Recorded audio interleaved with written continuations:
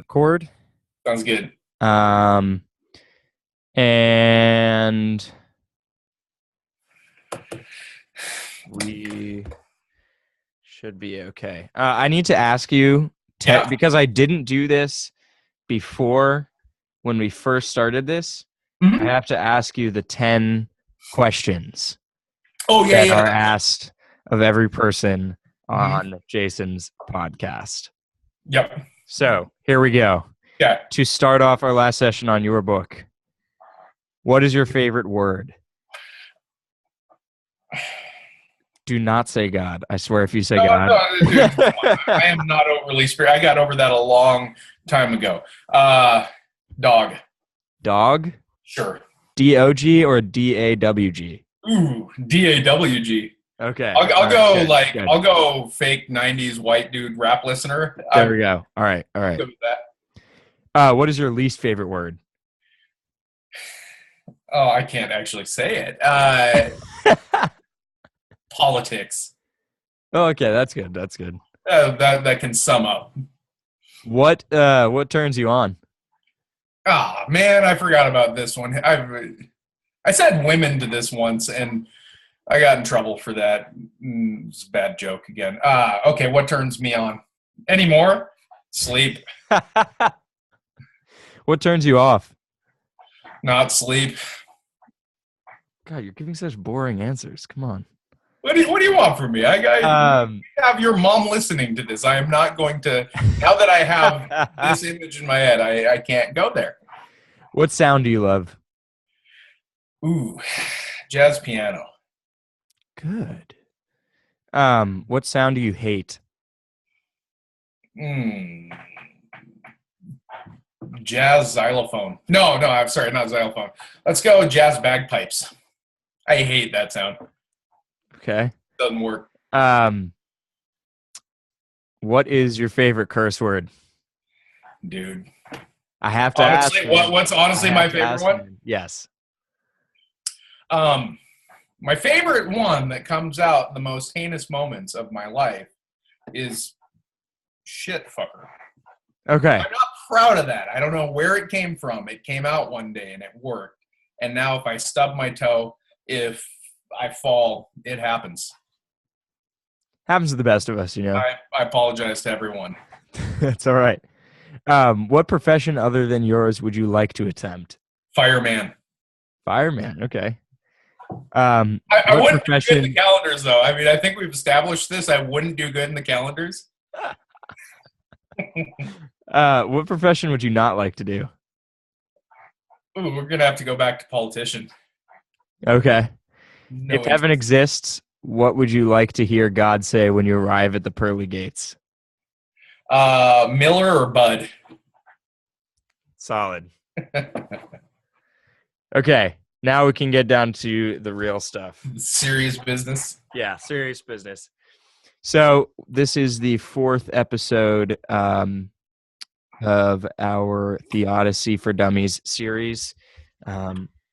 We are finishing up Eric Hall's book, Homebrewed Christianity, Guide to God. So we're on chapter 9 and chapter 10, which I found out isn't actually chapter 10, just the conclusion. Just the conclusion. It's chapter 10. Yeah. It's good. 5 pages is long enough to be a chapter. Yeah, it's like a demi-chapter.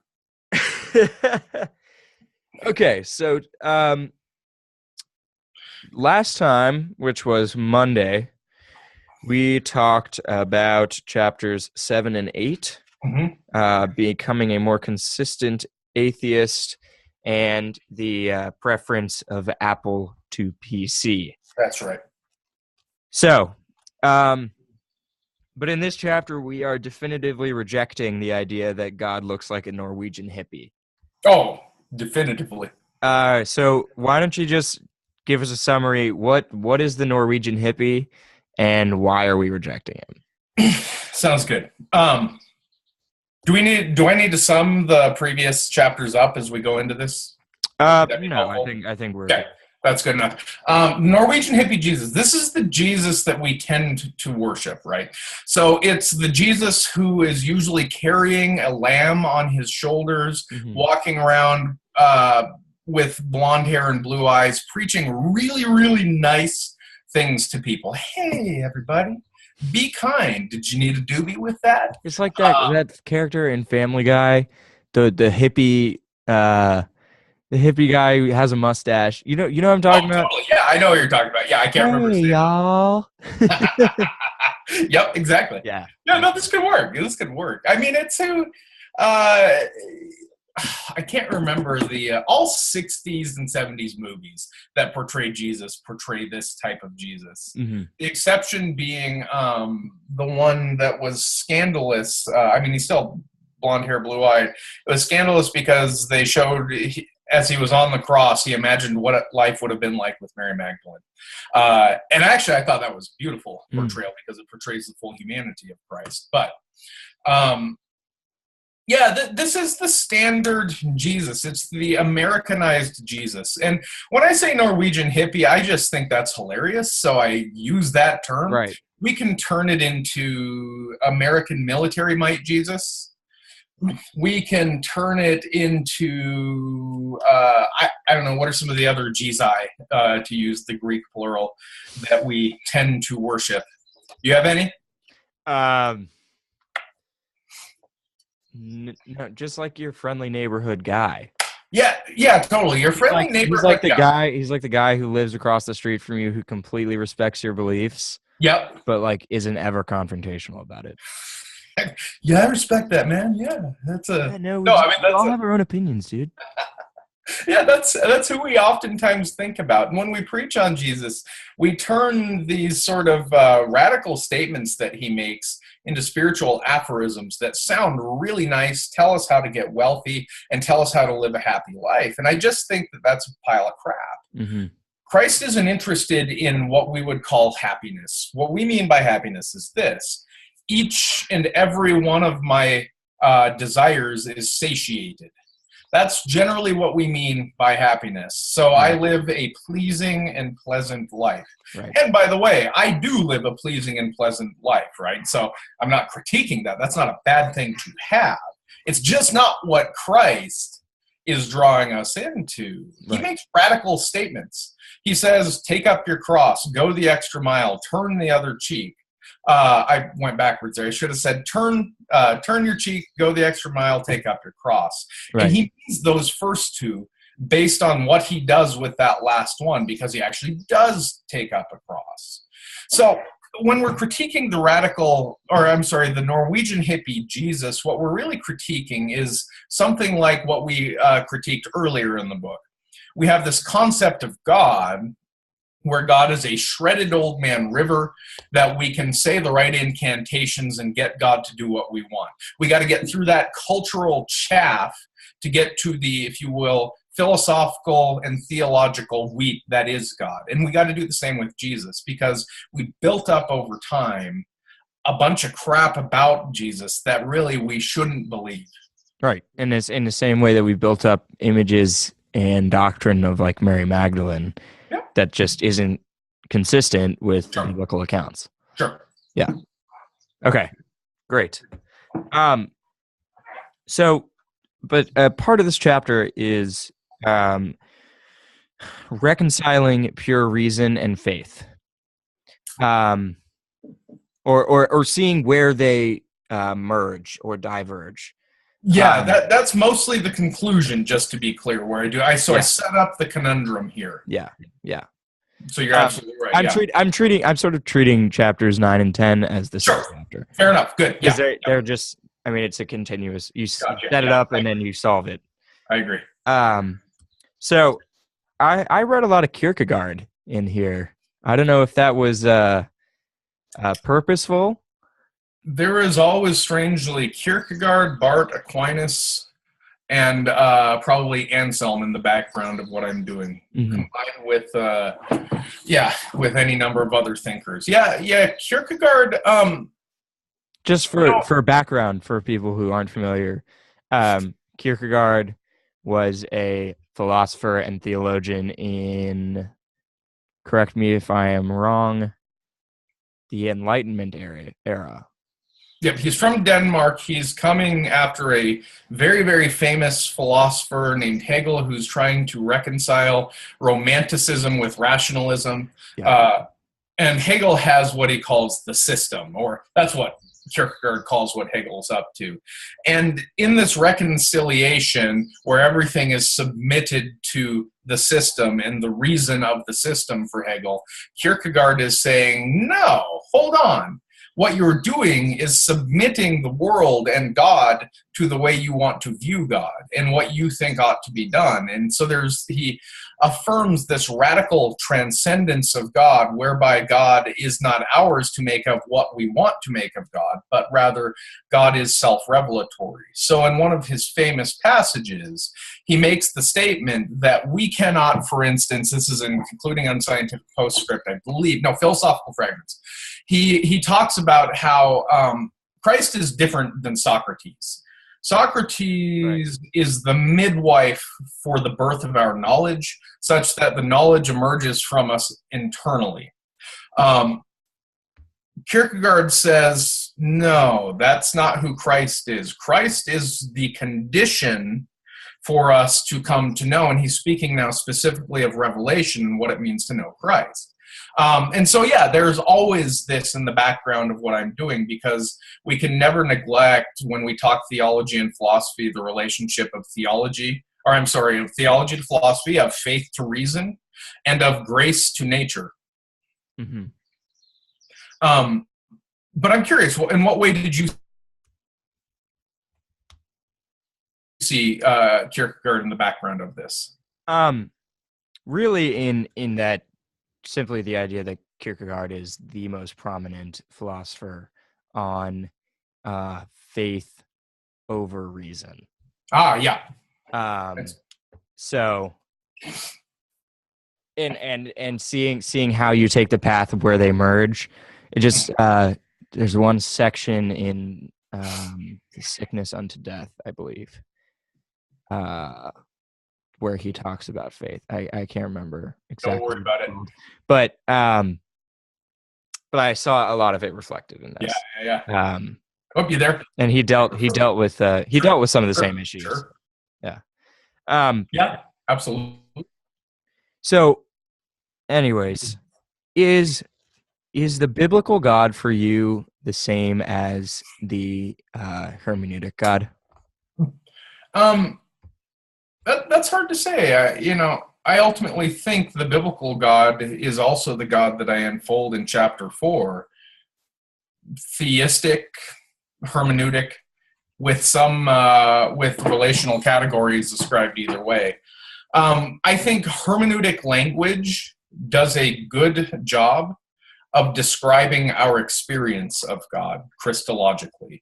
So when we experience God through Christ, I think the hermeneutic language is some of the best to use. And here's what I mean. If you remember what the hermeneutic God is the event that unfolds for us who we should be and who we are not at any given moment.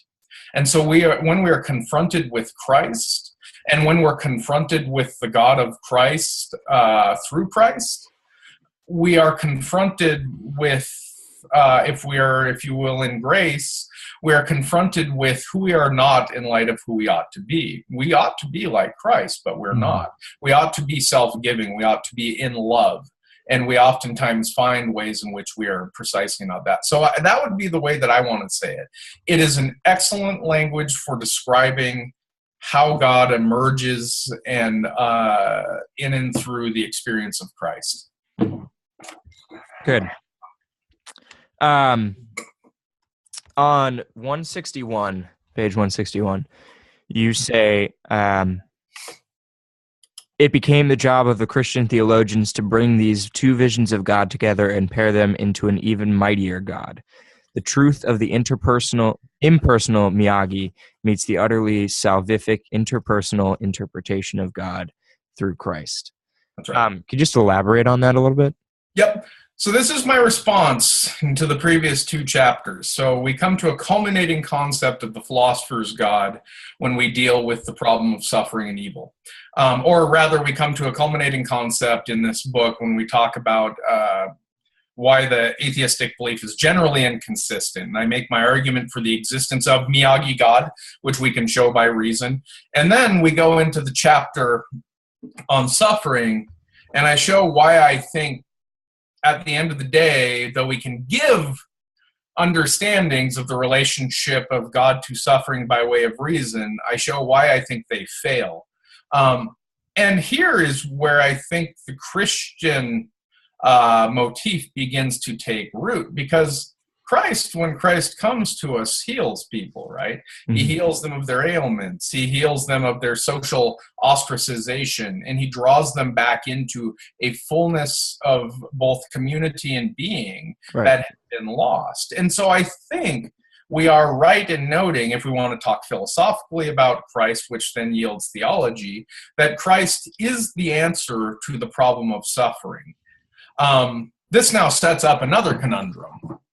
Though I can affirm Miyagi God by way of reason, and though I can acknowledge that Christ existed, I cannot by way of reason alone acknowledge that Christ is the, if you will, Son of God, the divine itself, coming into this world to relieve the world of the pain, the unnecessary pain and suffering that inflicts it, death itself, right? Right. And so that's where I'm going with this. Now do you think this proof of Christ as God is sort of an a priori fact of Christ's existence that we just historically can't really deal with, and just that is where I'm most Kierkegaardian right there. Yeah, absolutely. Yeah. You cannot historically or reasonably show the divinity of Christ. It doesn't mean it's unreasonable when you begin to think about it. Mm-hmm. But we cannot show it by way of some sort of deductive proof like I could the existence of God. So like a Kantian religion or a Kantian Christianity doesn't work. Like Kantian by pure reason religiosity. I mean, it might yield very kind people, but it's not the radical Christianity of Christ. Yeah. Okay, good. I'm looking up a quote for you right here. I can't remember it off the top of my head. It's from Augustine on the freedom of the will. Give me just 1 second. No worries. Because I think it frames well the way that I want to push, in many ways, the conversation of this particular.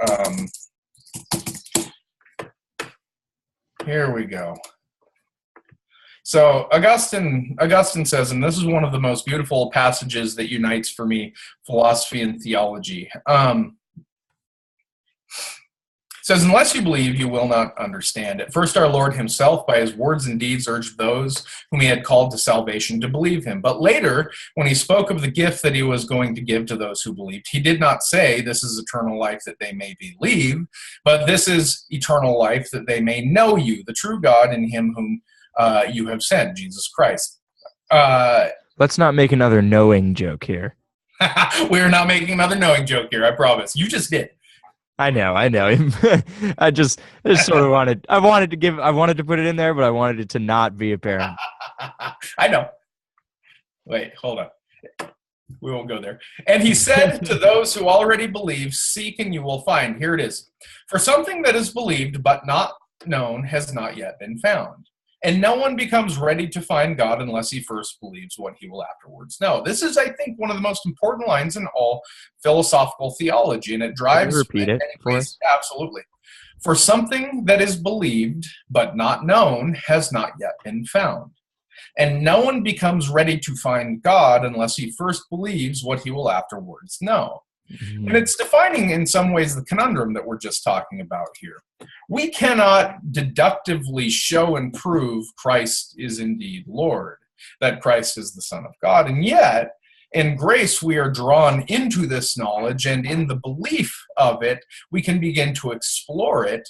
And in that exploration, the exploration of the assumption, and to see the way in which it defines our world, we are drawn into the beauty of this, which I believe eventually yields a certain knowledge of Christ as Lord. It's not the same type of knowledge, but it's indeed an important one, Mhm. because without it, I think we're still stuck under the thumb of a God who does not care about our suffering, who doesn't care about this world, which is fine. Maybe that's who God is, I guess. That's not the God that the biblical accounts or that Christ especially portrays. Right. Great. Thank you. So I want to talk for a second. You say on 162 to 163, you sort of point out like the three very prominent types of Jesus that people deal with, like Yeah. the liberal hippie Jesus, Yep. the conservative version of Jesus, hmm and the Jesus of the prosperity gospel. Yep. Yeah. So I'm just gonna read each description of Okay. it, and I want you to tell me why each one is problematic. Okay. So, for the liberal hippie Jesus, these keys to happiness usually mean being kind to strangers and refusing to judge others. Okay, good. Nothing wrong with that in and of itself. But oftentimes we use it as a way to neglect the radicality of who we are called to care for, namely the Roman soldier who is about to crucify us, and what it means to be kind to strangers. Strangers are actually scary. We pretend they're not. They have potential harm in them, and yet we are still called to treat them as brother and sister. Mm-hmm. That is the radicality of the real Jesus rather than the Norwegian hippie. So good sentiments, they need to be taken up into a broader context. Got it. Yeah, for me, that's like something Jason said to me the other day. We were talking about the reflection of God in creation.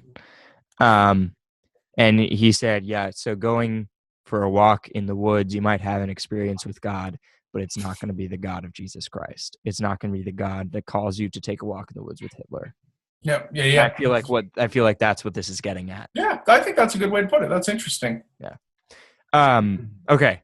For the more conservative version, the keys are learning how not to lust too much and learning how to let go and let God. Good. So I have zero problems with either of these statements when taken into a broader context. We are indeed passive to, not fully, but we have a passivity to us that we should not and ought not to deny, namely that we are not gods and that we must submit ourselves or must give ourselves over to the order of God rather than our own order. Perfect statement. Good statement. And what was the first one?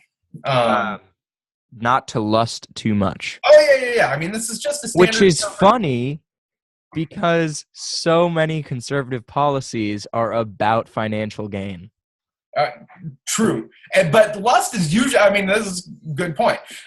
We usually put lust, rather than in that broader category, we frame it within sexual lust. Now, I'm not saying that I want people to go out and become sexually lustful, or say, I mean, people are. We just all are. We have to learn to control that, right? No, I'm not. I'm not. My mom knows I'm not. Fair enough. But that's not sin. I mean, it is. But that's not the primary notion of sin. And we've turned this old statement, don't smoke, drink, or chew, or date girls who do, into the primary definition of what it means to be sinful. The Gospels portray a very, very different account of what it means to be sinful. Namely, we try to take control over ourselves in this world, and in doing so, we take it from the very source of life itself and the one who can offer this world life, and we submit it to death, and we submit ourselves to death, chaos, and violence in that process. So our lustful inclinations are chaotic in certain ways. They can also be perfectly natural and good, but when abused, they become chaotic. And so it's not that it's not sinful, it's just that it's not the primary notion. So all these statements have to be brought up into a broader context. Mm-hmm. The let go and let God part still bugs me because there's definitely two different interpretations of that. One is like the Bartian, I'm going to wake up every morning and ask God, what are you doing with my life today? Or lead me. But the other one is like assuming a complete interactive nature of God to us and to the world. Oh yeah, yeah. So like compounds the theodicy problem. So pure passivity within the face of the world.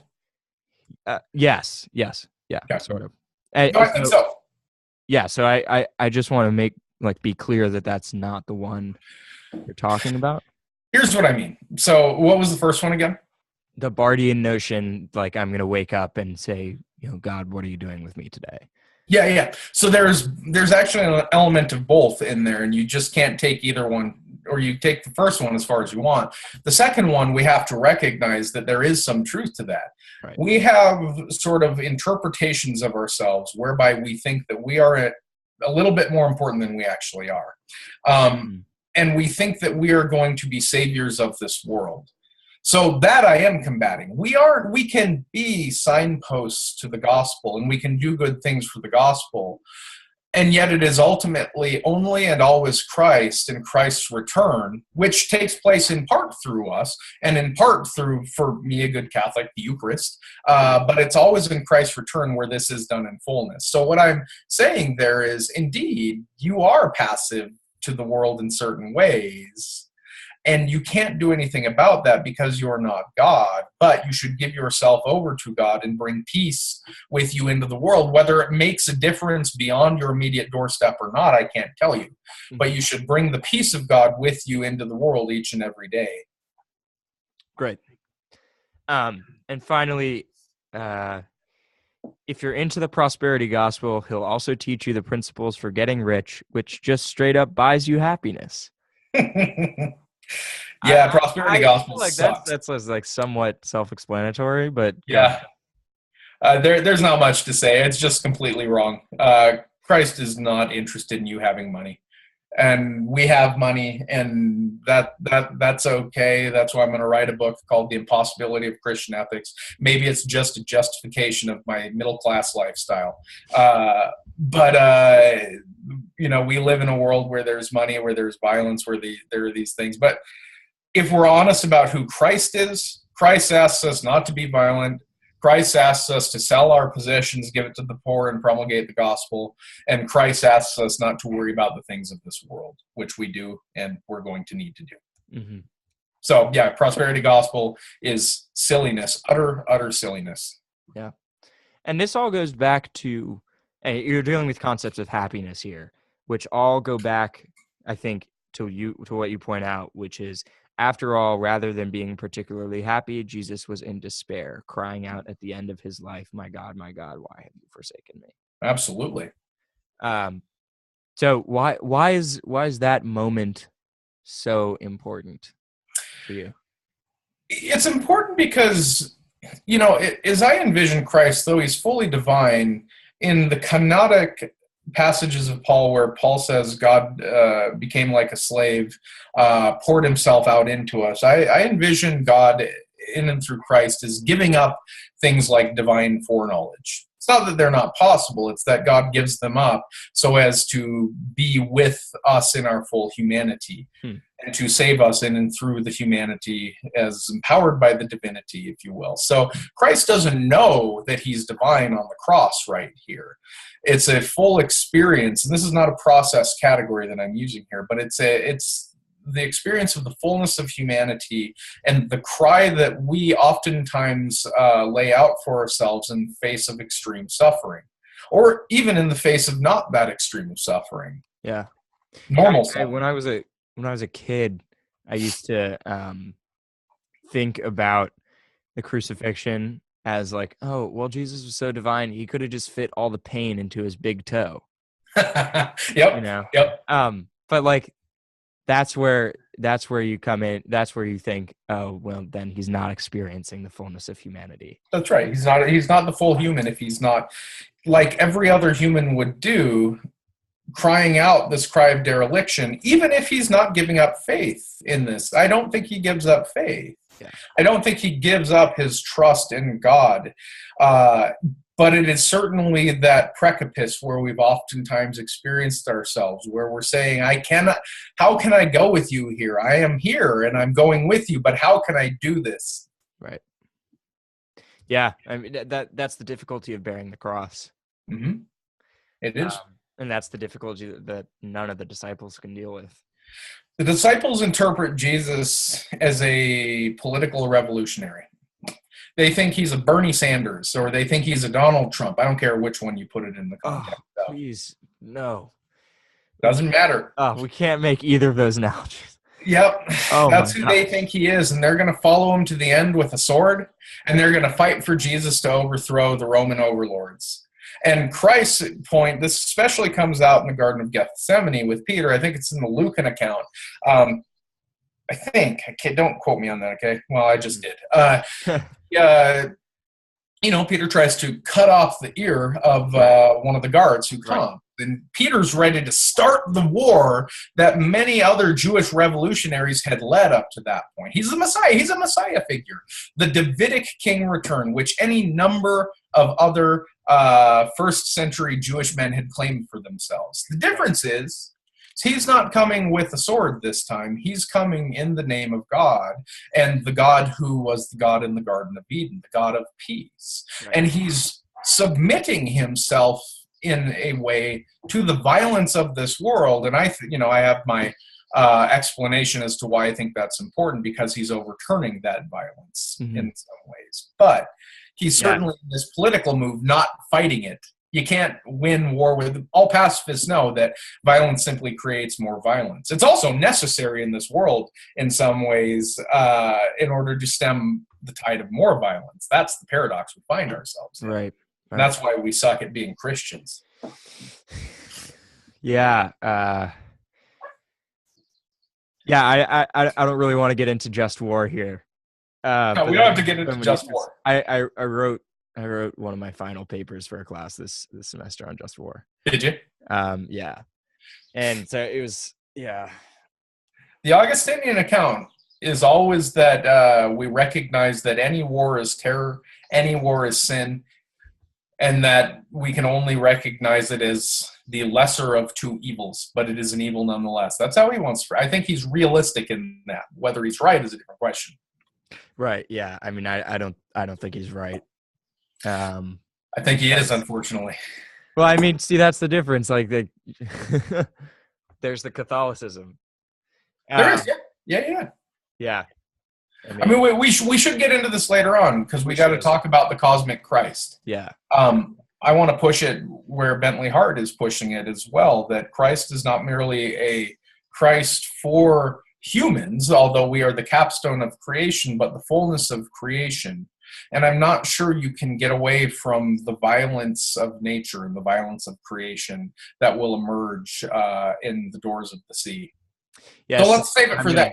Yeah. We'll have a good conversation about it in the Bentley Hart book. Yeah, we will. I would just, a preface of my argument is like, I would take the beauty of the infinite root and say that the cross is ultimately not a sign of, it's a rejection of violence. Oh yeah, that's correct. And that it is the ultimate rejection of violence. So as to say that no other violence would ever be justified. So let's put it like this. I don't at all disagree with you on your interpretation of the cross. You're absolutely right. But where I would press you, so think about some answers to this, because we can talk about it at a different point. We live in a kingdom that is both here and not yet. And because we are passive, like I said, to the world around us, we do not have full control over the situations in which we are put. Mm-hmm. That's where we have to ask the question, can we ever act in violence or no? We should try never to, and we should never uphold a violent act as anything like good, but it might be the lesser of two evils given the world in which we live. But there's an easy solution for me, okay? Because good Catholic that I am, I get to say, look, I got sacramental duties to my family. I'm going to protect them, blah, blah, blah, blah, blah. I go, but look, there's the priest too. And the priest who has no family, who is married to the church, he can sacrifice himself in the face of an intruder in the way that I cannot. So I'm gonna give you those, and we'll talk a lot about this in the Bentley Hart book, because it'll be a fun conversation. Yeah. Yes. I would respond, but I don't. We'll talk about it later. Yeah. But you're right about the cross. The cross is a rejection of all violence, and in fact, it's an overturning and overcoming of violence. Yeah. That's the paradox that I want to set up in this particular book. Yeah. Go ahead. Sorry. Yeah. No. I'm just trying to move the conversation along. Yeah. Please. Yeah. I have to commend you. The last 2 chapters of this book are there's some very beautiful writing in it. Oh, thanks, man. So good on you. Yeah, no, it's good stuff. Thanks, dude. So explain to me the importance of shalom, especially in the Hebraic sense. Sure. So shalom is this notion of peace, right? And when you're wishing someone peace in this Hebraic sense, it's not the sort of secular peace we oftentimes think of, whereby we say, yeah, you do your thing, I'll do my thing, we'll respect each other. I'm a Norwegian hippie, you're a Norwegian hippie, let's be Norwegian hippies together, and that's all good. The Jewish notion of shalom is a cosmic notion of shalom, whereby it sees right relationship emerging between God and all of creation, including both humans and non-human creatures. So there's perfection of the world and how it was always supposed to have been. And that is first given to us in the biblical accounts in the Genesis stories, right? So you got 2 creation stories in Genesis. And we see that in the first story, God orders the world, looks at it, calls it good. And in the second story, we see that God is more than merely distant. God breathes God's self into the very dust, creating Adam and then drawing Eve out of the rib of Adam, right? So there is an intimacy of God to all of creation that allows creation to be precisely what it is. And the fall is a rejection of that divinity, the rejection of the peace of God. Because when we talk God, and when we, at least in a metaphysical sense, God is in fullness whatever actions God is. And if God is the act of ordering or if God is ordering creation and bringing peace to creation, then God is that act of bringing peace. We reject peace in the garden. We reject this for our own dominion and domination over the world. And we try to then enact this violence, which comes out soon in Cain and Abel, over all things. And the story that constantly emerges in biblical texts is God's trying to draw us back into this peace, bring us back to the way the world was always supposed to have been. And the final answer for Christians is the new Adam, the recreation or the new creation, which will indeed set straight by stamping out the violence that we or the satanic have allowed into the world. Mm-hmm. Good. I just wanted to see what your thoughts are here. You say there merely exists divine peace, which God creates, observes on the 7th day, and calls good. Bart argues that the 7th day is not passive, but active. It's an active day where God is in full communion with his creation, Sure. In a way that exemplifies the peace that is ultimately his. Absolutely. And this is where the second creation story begins. And it is an interpretation of that 7th day, you might say. Yeah. I mean, I know it seems strange to say that because God is creating in that as well, but I think it's a better interpretation of that 7th day in the sense that God is now communing with the creation after creating it. Mm-hmm. Absolutely. Okay.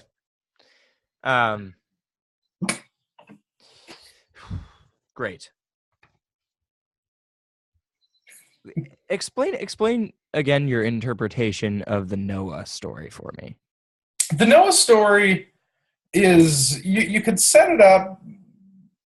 Here's what I do. I imagine most of the Old Testament, these are ancient stories of the Hebrew people, or they've assimilated some of these stories from other peoples, and they're asking themselves, why have we been taken? Why have we been taken by the Babylonians? And at least one of the potential answers is Well, it's because we were always as bad as the Babylonians in the first place. We were oppressing our neighbor. We were stamping out the Canaanites. We were committing genocide of some. There's no distinction between us, right? So in some ways, the whole Old Testament is this argument and reflective sort of Jewish self interpretation where they're trying to figure out the relationship with God. And I think the Noah story emerges in this context. They see that the world is violent. We see that the world is violent. God sees that the world is violent. Just prior to the Noah story, there's talk about the angels coming down, sleeping with women, and causing war, right? And God says, oh, that's enough. If you want the death and destruction so badly, let me give it to you in fullness. And God reverses the order of creation. So look at the language in the Noah account. God unleashes the deep that God had in the first Genesis creation account ordered. So God hovers over the deep in the first creation account and then begins parting it and parceling it, almost like the Red Sea, for instance, which is another account, another, if you will, iteration of the creation account. Mm-hmm. And here God is saying, fine, let's take away all the boundaries that I had set up to make this world good. And let's give you over to the chaos from whence I drew you, if that indeed is what you desire. Mm-hmm. And in some ways, Christ is an answer to this. You know, it's not that God repents, it's that we got it wrong with the first story. God doesn't give us over to death and destruction. God has always been God who desires to save us. And Christ retells the Noah story as God really is toward us, not giving us over to this, but precisely in the gift of Christ and the gift of God, saving us from the most chaotic forces that we know. Great. Thank you. I love this little the bishop comment. Which one? About, I don't know which is a bigger surprise, the sin of Sodom wasn't actually about homosexuality, or that after that move, Lot is allowed to get out alive. Seriously, right? Yeah. I just want all of my evangelical friends out there to hear that. Yeah, I mean, when I teach a Theo 101 class, I concentrate on Sodom and Gomorrah because obviously we have made this tightly tied to homosexuality. Whatever your take, I don't care about. People will get like so bent out of shape about it too. It's not just like that it's tied to the argument. It's like tied to people's hearts. Yeah, no, I agree. And it's ridiculous because look at the story. Here's what happens. Two angels go in to warn Lot that God is about to destroy, or as I like to say, give Sodom over to the destruction that it desires in the first place, the chaos. Lot says, Lot invites him into his home. They say, no, we'll stay in the square. A bunch of people begin to congregate around and basically are threatening to rape the men. So they go in, right? Or these two angels, they go in. And Lot offers his daughter instead. Right? I mean, so what this whole story is showing is the utter contemptibility of human desire when left unchecked, when we're allowed to be drawn into lust, and how violent that lust, if you will, becomes. It's not about homosexuality. Right. It's about human desire and our bloodlust. Mm. Lot was willing to give over his own daughter to be raped. Let's be clear about that. By the people in the marketplace. And the people in the marketplace actually rejected that because they wanted to rape, which is also a notion of control of the stranger. Yeah, good. One of the most beautiful phrases, I think, in this whole book is when you're describing Jesus on page 166. You say, he's also the fulcrum of the relationship between God and Israel, bringing together the promises that God made to all the important patriarchs like Noah and Abraham, and all those who are less than pure like Rahab the prostitute. So A, that's such a good line. Thanks, man. B, can you explain that to us? And also C, fun note in Romans 4,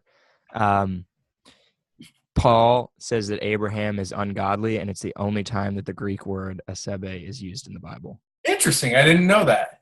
That was part of my sermon a few weeks ago. That's awesome. Well, I think, let's talk about Abraham then as one of the ungodly ones. I think where he's most ungodly is in his, if you will, sacrifice or attempted sacrifice of Isaac. We uphold this in some sort of praise. I think that it shows a mistaken interpretation of who God was. He was buying into the God of the Canaanites, who allowed for child sacrifice, and he thought that God was asking this of him, so he was going to submit Isaac to sacrifice, and God saves him from this. I think that's the right interpretation, and one of the reasons I think it's the right interpretation is because it's actually a Christocentric interpretation. We ought not to have put Christ on the cross, and we did, and although God doesn't save Christ from the cross, it becomes a salvific act of God in the same way that it was for Abraham. And so, yeah, in some ways, he is fulfilling the image that Abraham has already unfolded, namely that we are bound up with chaos, violence, and sin, and that that God will deliver us from such. Yeah, and I think he's the fulcrum of this relationship between God and Israel. Describe what you mean by fulcrum there. So the apex, he describes what it always should have been. So again, I go back to this account of Old Testament. It's self-exploratory, self-critical. It's trying to figure out who we are now that we've been exiled in Babylon in many ways. That actually becomes a really important part of the intertestamental accounts. It continues this narrative. And so there's always the question at hand, especially in the prophets. You have the distinction between, for instance, in Exodus, where Joshua, Jesus' other namesake, mind you, Joshua is Yeshua, which is Jesus' name in Hebrew, right? Yeah. So, Joshua is in some ways not the anti-Jesus, but he's the proto-King David who misunderstands what it means to be Israel. And he goes in and he commits genocide in Canaan, and the Israelites celebrate this. But this is already a misconstrual and misinterpretation of who Israel was supposed to be. Namely, they're not supposed to be a political kingdom that commits violence like all other kingdoms. It's supposed to be found in being the deacon upon the hill, the Levites, the ones who serve God directly and express what that means to the rest of the world. That's really interesting. I was just reading an article the other day about what makes Israel a Jewish state. And it was just like super interesting. Considering like what it's still attention should be, and it absolutely is between the Orthodox and the non-Orthodox, but still like religiously. There's such a spectrum on the views there. There is. There is within the church as well. We just had this discussion. We'll have to have it more, right? Look, I'm Roman Catholic. I recognize the power. Really? I didn't know. Well, the reason I say that is that I can't look at my history and not see that there are times when we have and continue to do the same thing. I have to be open about that, right? It's not as if we're fulfilling the fullness of this. But one of the beauties of Roman Catholic faith for me is that I'm confronted with this on a daily basis, and I see that the church always has a choice between a conquering church and the Church of Christ, or the church of what I think is Pope Francis, and what we can be. Such a big fan. Yeah. I love Pope Francis. I absolutely do. I think he's going to turn out to be one of the greats. Both his encyclicals are amazing. Yeah. Anyway, sorry, didn't mean to interrupt you. No, it's okay. So that's one important part of that for me. Yeah. We haven't gotten out of that tension, is what I'm saying. Mm-hmm. There's a good section that you deal with, in which you deal with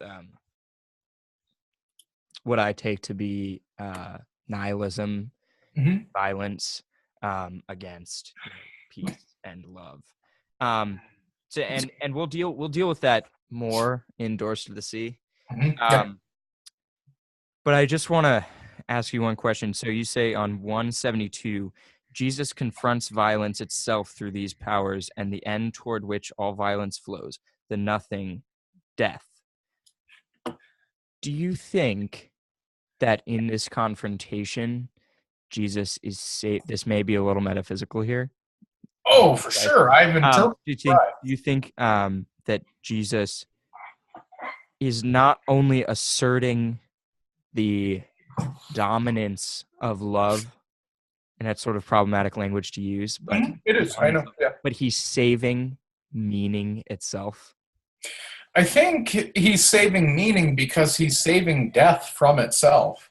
Give death over to itself, and it sucks all things into nothingness. Right. It has nothing, because death is something that feeds off of mortality, say. What someone like Augustine would call it is a privation. So right. When we talk about things like sin, when we talk about death, and when we talk about disease, for instance, the cancer that Jason has in his stomach is a privation. It's not the way his body was supposed to work. Right. There is now a parasitic thing that cannot exist on its own, feeding off of Jason. Mm-hmm. Right? That's what death, destruction, sin in general is. It's a privation of the things that ought to be, a ruining of the things that ought to be. Right. And its only end is its own annihilation as well. And I think that Christ, if we're to truly set up Christ as the God of peace, then God cannot, if you will, confront even these powers of death and destruction like he did in the Noah story through death and destruction. Right. God must, if you will, confront them, and this is already a violent term, I understand, I just don't have another like you were noting.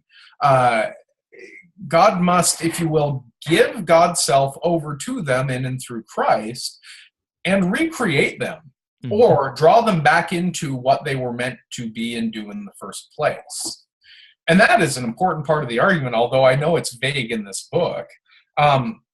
I'm saying that death primarily is not supposed to be, if we look at some sort of idyllic, Edenic account of creation, death isn't the destruction of beings. It's rather the self-givingness of beings over to one another. This is the primary account of death, and the death that we've come to know and experience that overwhelms us is indeed a lesser account into which the world has been given. Right. Yeah. Good. We've got a few minutes left, so I just want to, I guess, skip ahead to the conclusion. Sure. Other than to just say that a lot of the logic to use when talking about, turning death over to itself, giving God self, it all seems very sublative in a Hegelian sense. It is. And I can explain that more, but I don't know if that's like... Well, let's put it like this. If it's worth it here. Who's a famous theologian? She did a piece on the trickster Christ, and I thought it was amazing. Christ comes to us and gives himself over to the satanic, gives himself over to death and destruction, not so as to in some way destroy it, but the destruction cannot be the same as that of death and destruction, lest God becomes the demon that is committing this, if you will, for lack of better terms, right? Mm-hmm. Rather, you're right, Christ sublates this. He takes it into himself and turns it over into something new, or into what it was always in relationship to God, and this yields the notion of Trinity. God dies and resurrects to himself eternally. And that's the notion of Trinity, because God is self-givingness in and of itself. The Father gives to the Son the Son's identity, and the Son receives it. But the Father cannot be the Son without the Son, and neither can be in love without the Spirit, who gives both the capacity and power to love, which depends in turn on both of those to be love itself. Mm-hmm. So the very Godhead is self-giving death, but its death is properly seen, properly understood in light of resurrection, that our self-givingness, when I give myself over to my wife in the fullness of the care that she deserves, is actually who I am.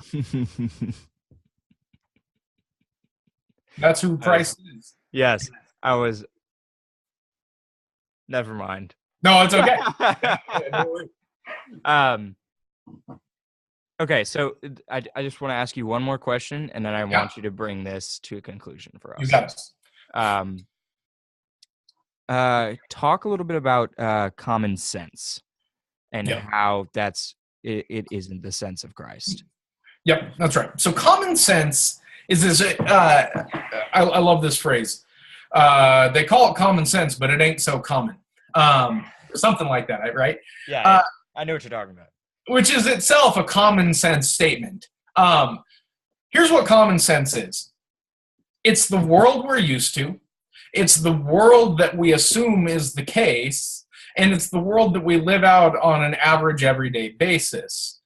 But it may or may not pertain to what is actually the case or what is true. So we have common sense assumptions about politics. Progressives generally assume it is common sense that Republicans don't care for people, and Republicans tend to have this common sense assumption that liberals are secretly lining their own pockets through their assumed care for people, right? It's just a given over to those cultures. And so there are other forms of common sense. Actually, I approached common sense in fullness, one of the biggest notions of our common sense in the science chapter, right? We think that knowledge is exemplified and exhausted through scientific knowledge. And whenever anyone questions that, we're like, hold on, isn't this just common sense? So common sense is a way of pretending that we don't have to ask questions about something. That's really what common sense is. Truth asks questions of common sense. And it says, is that really how Republicans think? Is that really how Democrats think? Are you sure you want to say that about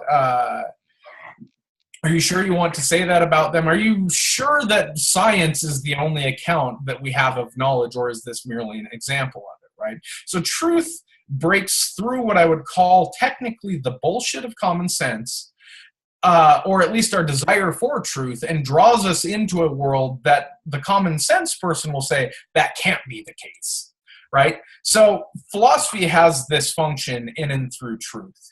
We pursue things, and that's what I did in most of this book. I pursued truth with regard to Miyagi God and an understanding of this notion of Miyagi God. But when we get to the Christ chapter, I cannot affirm in fullness whether it's true or not. I'm now bound up with faith in certain ways. I have assumptions, and I can explore those assumptions, and I think they're reasonable, but I cannot come to the full rational, if you will, deductive idea that it is true in and of itself. But beauty has a very similar function to truth.